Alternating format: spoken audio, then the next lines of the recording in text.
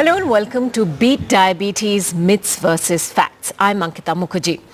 Now, two COVID-19 waves have made us all more aware of just how precious our health is and how important it is to prevent illness and be better prepared for future COVID waves. As India battled the first two COVID waves, what was perhaps overlooked was the extent to which the pandemic was disrupting people's lives, the effect this was having on both their physical as well as their mental health. We have to deal with higher stress levels, sometimes lower levels of exercise. We're also coming across a whole host of medical terms for the first time: cytokine storms, diabetes, ketoacidosis, so many more, all for the first time. More than ever, it's time to equip ourselves with information, to take precautions, to stay prepared. On this special show, our medical experts will help you distinguish the myths from the facts. Well, joining us today, Dr. Sharad Kumar, MBBS, MD, Medicine and DM, Endocrinology, DNB. He's a consultant endocrinologist with Dr. Sharad Kumar Private Clinic in Lucknow. We're also being joined by Dr. Joison Abraham, MD Medicine, Diab, consultant diabetologist with the Lourdes Hospital in Kochi, Kerala, and Dr. R.K. Mishra, MD Medicine, FICP. He's consultant physician with Doctors Point in Jamshedpur. Thank you all very much for being with us on the program. Dr. Sharad Kumar, let me begin with you. People often speak about the cytokine storm that is generated during COVID-19 in some patients. What exactly is it? How does it affect a person with diabetes, or for that matter, a person without diabetes? And is it possible for this kind of diabetes to be reversed? Yeah. So that's a very important question, that we have come across this terminology of cytokine storms so much in last pandemic, as probably it was not very much in fashion. So cytokines are basically hormones. You can call them chemicals which are released from the body cells. There are different body cells which respond and prepare body in an emergency. That means for boosting of the immunity. And during these cytokines, or you can call them certain special chemicals, which are released from certain specialized cells from the body. Right. And these cells are various type of blood cells, macrophages, epithelial cells, and other cells. And these chemicals there are many, a host of neurohormonal signal substances are there. Mm-hmm. And some of the very important ones are interleukin 1, interleukin 6, tumor necrosis factor alpha, ferritin, and procalcitonin, and there are a number of other chemicals which are there. Okay. And once these chemicals flood the system, we call it a storm. A sudden rise and a very high rise in their circulating levels is called a cytokine storm. And these cytokine storms, they go to the various organs, and one of the very important organs right now which is concerning us is lungs. And in lungs, they produce lot of swelling in the system and a lot of oozing of the fluids into the system, which leads to reduced capacity of lungs to exchange gases, and therefore it leads to hypoxia. And that is why it is very important to measure oxygen. So once we are getting a reduced oxygen levels, yes, that means the swelling in the system is very much, and this is because of this cytokine storm. Right. And we have to take care of the cytokines which are going up very high suddenly. And then there are different medications for that. Right. Dr. Joison Abraham, do people with diabetes need to worry about diabetic ketoacidosis post having COVID-19? I think diabetes is the most common medical problem which we come across in this COVID pandemic.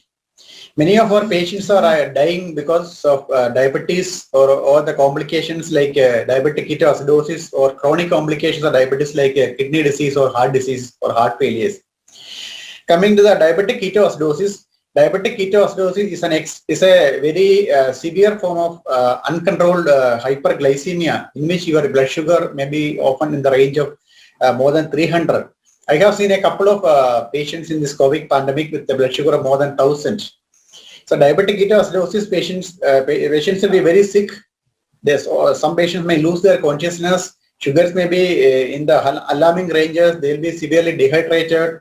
There will be there will be abnormalities in the electrolytes like low sodium, low potassium, etc. There will be severe associated infections like pneumonia, cellulitis, urinary infection, etc. So you have to identify the patients quickly, and these patients should be shifted to the medical ICU and start the treatment immediately. Then only you can save the patient. They should be given broad spectrum intravenous antibiotics. You should correct the fluid and electrolyte imbalance. Then the blood sugar has to be controlled with intravenous insulin, and you should monitor the blood sugar very meticulously. Every hourly or every 2 hourly, you have to check the blood sugar and monitor the patient very well. Then only you can save the patient. Otherwise, many of the death in COVID pandemic is due to diabetes or complications of diabetes. Dr. R.K. Mishra, can you tell us a little more about thrombosis risk, which doctors have to manage in patients with COVID-19? COVID-19 infection and the pandemic is a very big risk, especially for microthrombosis in vital organs like lungs, heart, kidneys, and neurological brain. And all this leads to devastating damage in these organs. So it's very important to control this. And this occurs because of the hyperinflammatory state in the body and what we call cytokine storm. So how can you control it? The two drugs are most important in controlling. One is anticoagulants, both oral as well as injectables. And second is corticosteroid, again injectables as well as oral. Here, injection dexamethasone is very important as well as injectable anticoagulants for controlling this microthrombosis, so that patients come all those symptoms, particularly hypoxia, what we call happy hypoxia, and all that, they can be minimized and reduced, and patient becomes well. Dr. Sharad Kumar, let me ask you a more broad spectrum question. If I, for instance, have type 2 diabetes and I decide that I'm going to try and control it with diet, I eliminate sugar, no chocolates, no sugar in tea, no mithai from my diet, can I actually stop taking medications for diabetes management? Absolutely not. Absolutely not. See, this is, I would say, a myth that you take sugar, that is cane sugar, and your blood sugar goes up. Actually, it's a myth, and just sugar is only one component in the diet which can raise the blood sugar. Once somebody is having diabetes, either his insulin level is going up or his insulin resistance is going up. That means the available insulin is not able to act properly. So we have to either increase the insulin supply by giving exogenous insulin or by medications, or we have to decrease the insulin resistance by certain medications. Having said that, I would say that yes, we need to inculcate a habit of a better lifestyle, and reducing the amount of cane sugar or primary sugar in the diet is of course recommended for everybody, not only for the persons who are having diabetes, but I would say it is more recommended for the younger generation who want to prevent obesity and the development of future diabetes.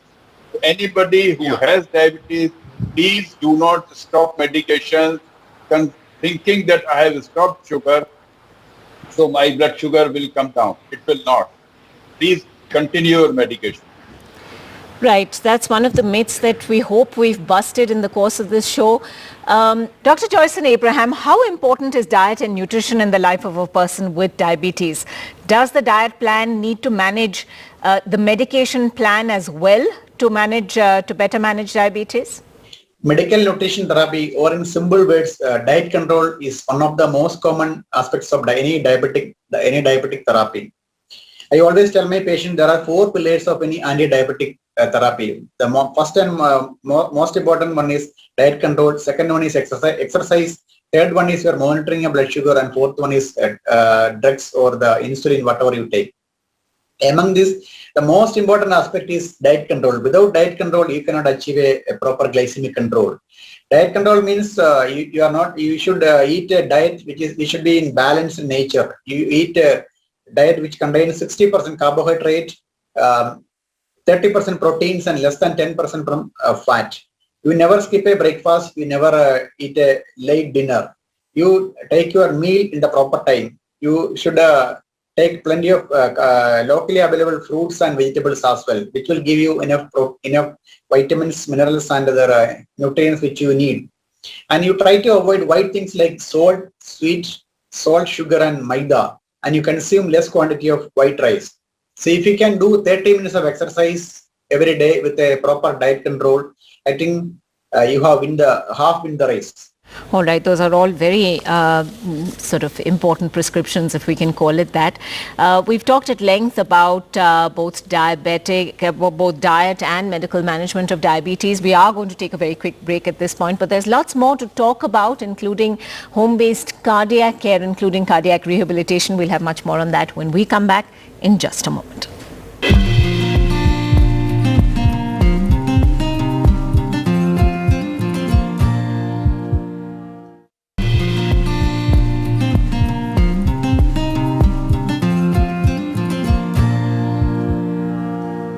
Welcome back. You're watching Beat Diabetes, Myths versus Facts, where our medical experts are helping you make sense of diabetes and hypertension care at home.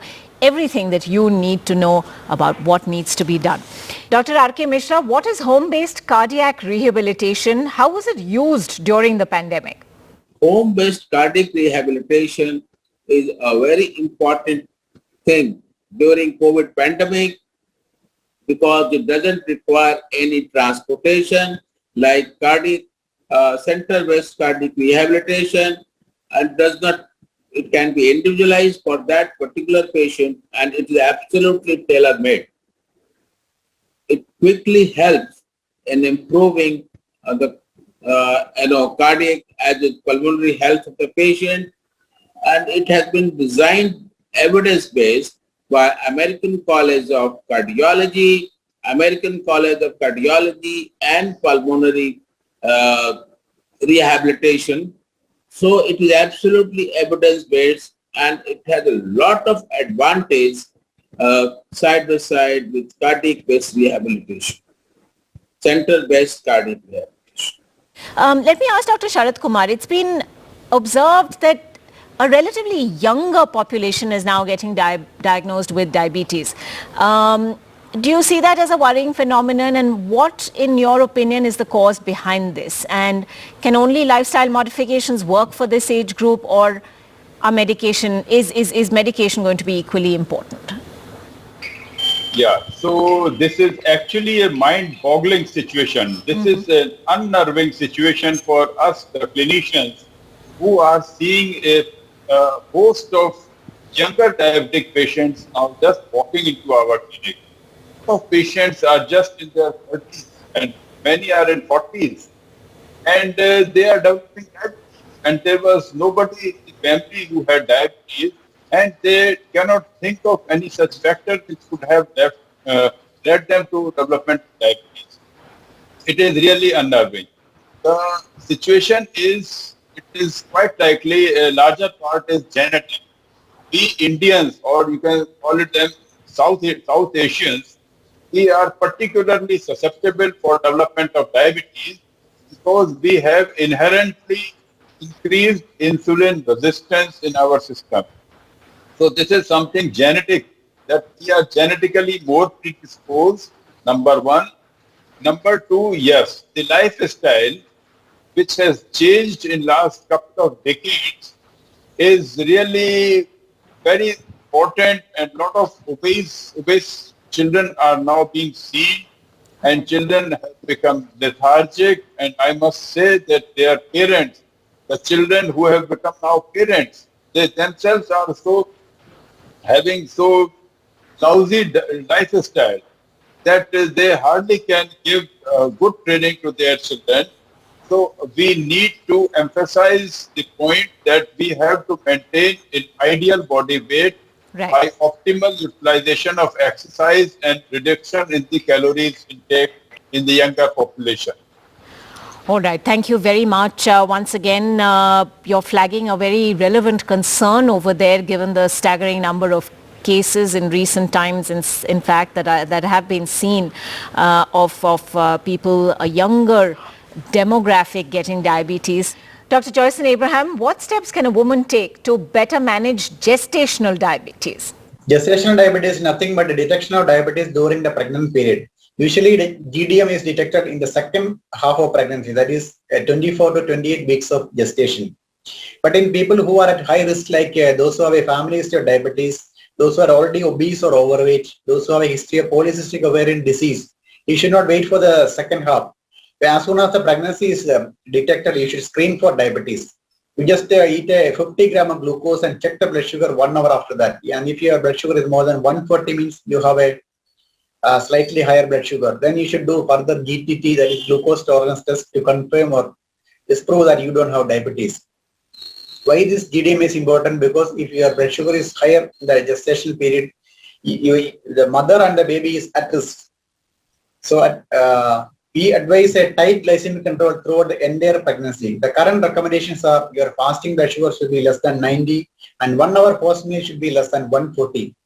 And why this GDM occurs is because in pregnancy there are hormones like placental hormones which increase the insulin resistance of your body. As soon as the delivery, these hormones will regress and the blood sugar will become normal. In around 80% of the people will become normal after the delivery, but around 15 to 20% may become frank diabetic after the delivery. So you should check your A1C 6 weeks after delivery and make sure that you are in the normal range. So, Dr. Mishra, how important is it then to manage hypertension to reduce the risk of heart disease? What advice would you give to patients for better management of hypertension? It's extremely important to make the patient from hypertensive to normotensive. That means reduction of blood pressure to normal level. Because then only we'll be able to reduce the cardiac morbidity and mortality. It goes a long way. Then which drug is important to reduce the blood pressure? That is not, as such. Any drug, any group of antihypertensive drug which helps in reduction of blood pressure to make it normal blood pressure will be fair enough, good enough. But generally, one should not change or start any new drug for especially ACE, ARB in a new patient. But if the patient is already on ACE or ARB, do not stop it. All other drugs like calcium channel blockers, beta blockers, diuretics, they are all can be used and combined alone or in combination for controlling high blood pressure to normal blood pressure. Idea is very simple. You have to make the patient from hypertension to normal pressure. That which drug helps you, it depends. The patient doesn't matter. But thing is very clear. You can use one drug, you can use two drugs, you can use three drugs, you can use four drugs. But then you have to make him from hypertension to normal. Thank you very much indeed, Dr. Abraham, Dr. Mishra and Dr. Sharad Kumar for being with us on the program and answering a diverse range of questions. We hope all of this has been useful for our viewers who want to equip themselves with the correct medical information to be better prepared and sift the myths from the facts. Thanks for watching.